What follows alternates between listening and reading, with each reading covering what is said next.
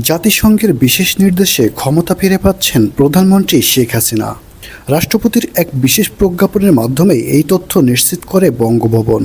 জাতিসংঘের মহাসচিব Antonio Guterres বলেন, ডক্টর ইউনূসের দুর্নীতি এবং অপকর্মের জন্য তাকে বহিষ্কার এবং প্রধানমন্ত্রী শেখ হাসিনাকে আবারও ক্ষমতায় ফিরিয়ে আনা হচ্ছে। সুপ্রিয় দর্শক, রাজনৈতিক অঙ্গনে বড়সড় চমক আসতে চলেছে। জাতিসংঘের সরাসরি হস্তক্ষেপে আবারও ক্ষমতা ফিরে পাচ্ছেন শেখ হাসিনা। আজ বিকেলে বঙ্গভবন থেকে প্রকাশিত রাষ্ট্রপতির এক জরুরি প্রজ্ঞাপনেই তা নিশ্চিত করা হয়। এতে বলা হয়, দেশের স্থিতিশীলতা বজায় রাখতে এবং গণতান্ত্রিক ধারাকে অব্যাহত রাখতে জাতিসংঘের বিশেষ নির্দেশেই এই সিদ্ধান্ত নেওয়া হয়েছে। জাতিসংঘের মহাসচিব অ্যান্টোনিও গুতেরেস সংবাদ সম্মেলনে আরও বলেন, বর্তমান প্রেক্ষাপটে ডক্টর ইউনূস আর বাংলাদেশে এই অসুস্থ রাজনীতি করতে পারবেন না।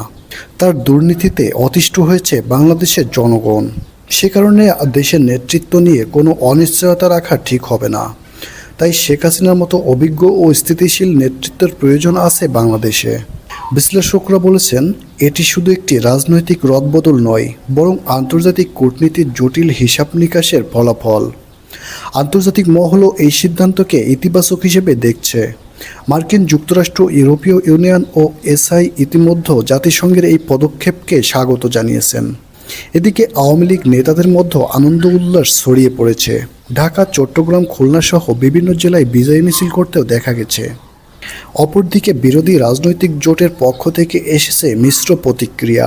কেউ কেউ এই সিদ্ধান্তকে প্রশ্নবিদ্ধ বললেও সংখ্যাগরিষ্ঠ বিশ্লেষকরা মনে করেছেন এটি ছিল সময়োপযোগী ও দায়িত্বশীল পদক্ষেপ। তবে কিছু কিছু প্রশ্ন যেন থেকেই যায়। নতুন সরকারের কাঠামো কেমন হবে?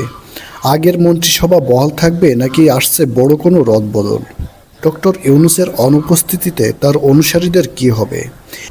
এসব প্রশ্নের উত্তর জানা যাবে পরবর্তী আপডেটে।